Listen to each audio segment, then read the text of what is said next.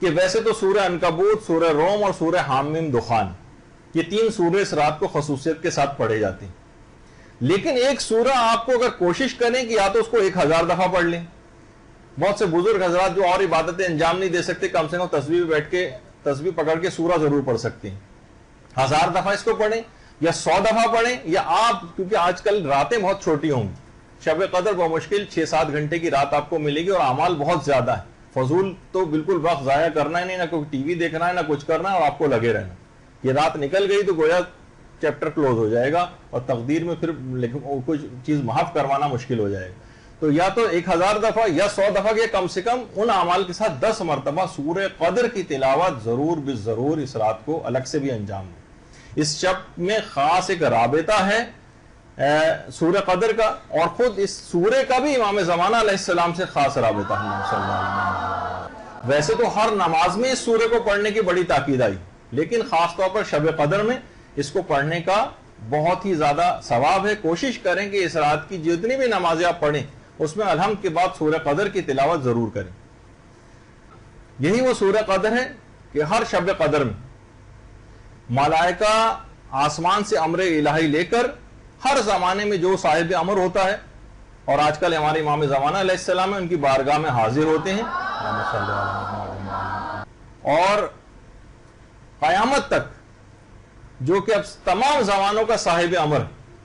اس کے پاس یہ سب چیزیں لے کر آتے ہیں تمام احکامات کو ان کی منظوری کے لیے۔ تو بہرحال اس رات کو کوشش کریں 1000 مرتبہ ورنہ 100 مرتبہ ورنہ کم سے کم 10 مرتبہ تو ضرور بالضرور اس سورہ کی الگ سے تلاوت کریں، اور ہر نماز جو آپ اس دوران پڑھیں گی اس رات میں اس میں بھی پہلی رکعت میں الحمد کے بعد سورہ قدر، جو کہ آپ عام طور پر بھی آپ کا شعار ہوگا کہ اس پہ عمل کرتی ہوں۔ اور خاص طور پر اس کے بعد جو اس رات کو آپ کو مختلف اعمال انجام دینے ہیں اس میں نماز شب کو ہرگز نہ بھولیے گا۔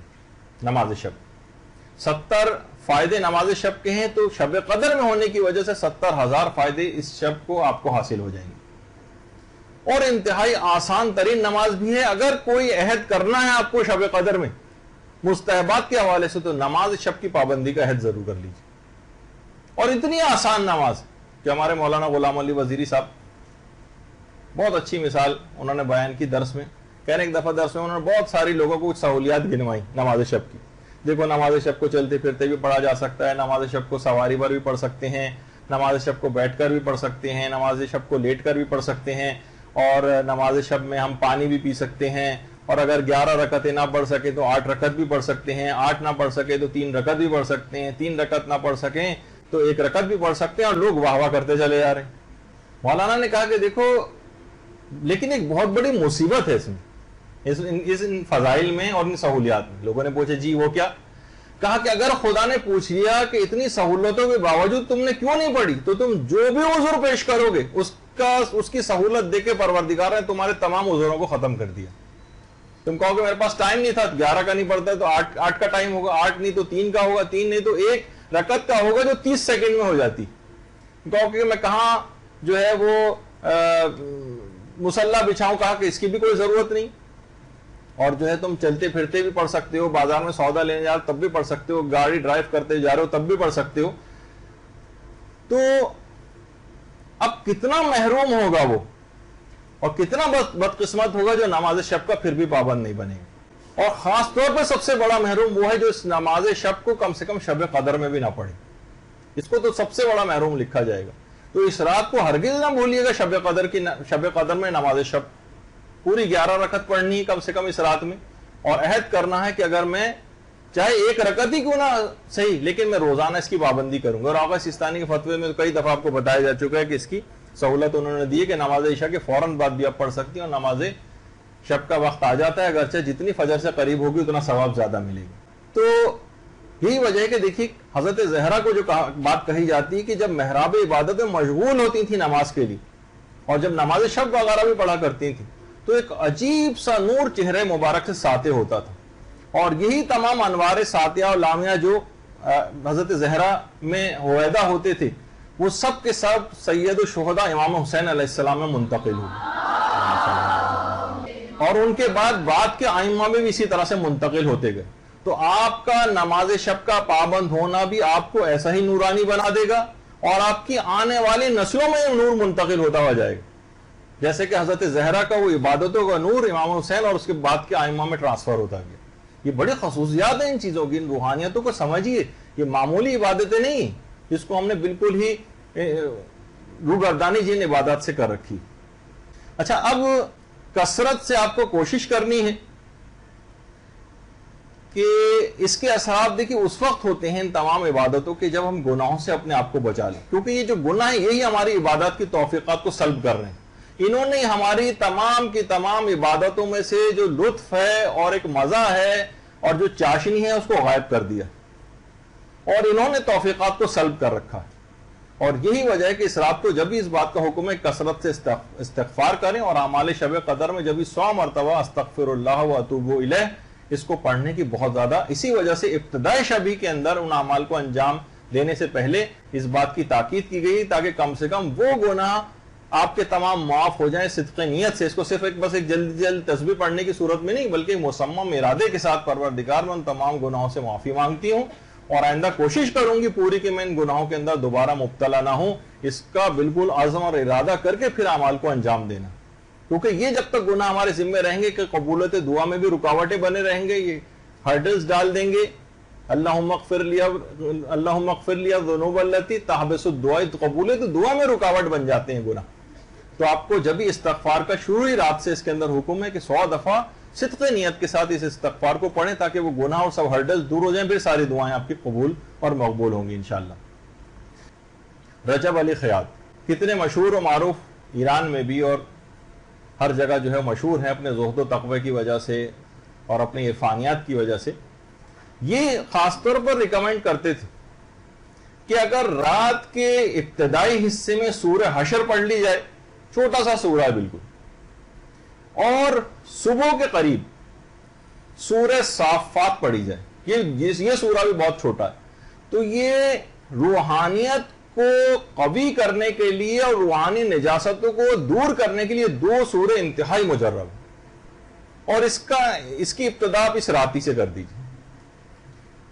رات کے ابتدائی حصے میں جس وقت آپ نماز مغرب و عشاء وغیرہ پڑھ لیں گی، اس کے ابتدائی حصے میں سورہ حشر پڑھ لیجیے، اور جب صبح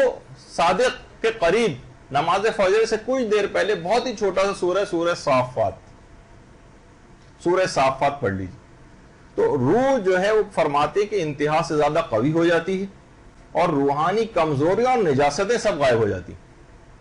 اور اس رات کی برکت سے انشاءاللہ پھر پورے سال مکمل حفاظت رہے گی۔ اس سے حاصل کریں، ان تمام موقعوں کو کھوئیں نہیں اپنے ہاتھ سے۔ اور خاص طور پر جس کا بھی تو اتنا وقت نہیں ہوگا، لیکن یہاں پر ہم اس کو کارڈ کی صورت میں چھپوا بھی چکے ہیں، مدرسے کی طرف تقسیم ہو چکا ہے، مجھے پتا نہیں کہ اب یہاں پر اس طرح سے موجود ہے وہ یا نہیں۔ آیت اللہ جواد ملکی تبریزی نے جو خاص طور پر 6 تو قرآنی آیتیں بتائی ہیں، 6 قرآنی آیتیں، کہنے اگر سونے سے پہلے یہ 6 قرآنی آیتیں یہ اگر کوئی شخص پڑھ لے، اور اس کے بعد تسبیح حضرت زہرا، آیت الکرسی اور سورہ اخلاص جو آیت اللہ نخودی کی اصفہانی کے عمل میں خود بخود ہی شامل ہو گئی، یہ اگر کوئی شخص کر لے تو فرماتے ہیں کہ اس کی روحانیت انتہا سے زیادہ قوی ہو جائے گی۔ جب روحانیت قوی ہوتی پھر انسان گناہوں کی طرف نہیں جاتا، پھر ہر وقت وہ باخدا رہتا ہے، خدا کے حضور میں اپنے آپ کو حاضر سمجھتا ہے، گناہوں سے دور ہو جاتا ہے، تو روحانیت بڑی قوی ہو جائے گی۔ وہ کہہ رہے ہیں انہی 6 آیتوں کو پڑھنے کی وجہ سے میں نے ائمہ معصومین علیہم السلام کی زیارتوں کا شرف حاصل کیا، تو یہاں سے آپ کو مل بھی جائے گا یہ انشاءاللہ۔ تو آپ کوشش کیجئے گا کہ ان کو روزانہ سونے سے پہلے اس کو تو ہمیشہ ہی کرنا، اور یہ کوئی اتنی زیادہ بھی نہیں، میرا خیال ایک ہفتہ 10 دن آپ اس کو دیکھ کر پڑھیں گے، اس کے بعد زبانی یاد ہو جائے گی، اور انشاءاللہ پھر چند منٹوں کے اندر سونے سے پہلے ان عمل کو انجام دے سکتی ہیں۔